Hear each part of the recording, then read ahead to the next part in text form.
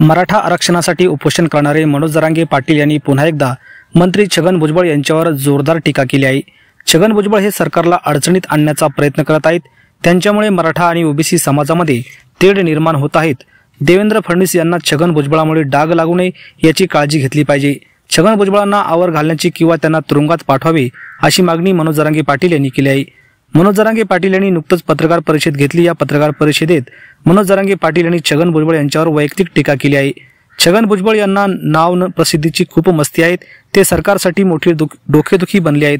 भुजबळ सरकारला पद्धतशीरपणे अडचणीत आणत आहेत। जोपर्यंत भुजबळ आहे तोपर्यंत मराठा आणि ओबीसी समाज एकत्र येऊ शकत नाही। सरकार आणि देवेंद्र फडणवीस यांच्यापेक्षा हा माणूस मोठा नाही। त्याचे पाय धरा, खाली आपटा आणि त्याला तुरुंगात जाऊ द्या अशी मागणी मनोज जरांगे पाटील यांनी केली आहे। यावेळी मनोज जरांगे पाटील यांनी हैदराबाद गॅजेटबाबत भुजबळ यांनी व्यक्त केलेल्या नाराजीवर भाष्य केले आहे।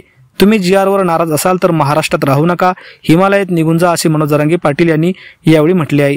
तर मित्रांनो, यावर आपल्याला काय वाटतं? आपल्या प्रतिक्रिया कमेंट बॉक्समध्ये नक्की व्यक्त करा। धन्यवाद। जय महाराष्ट्र।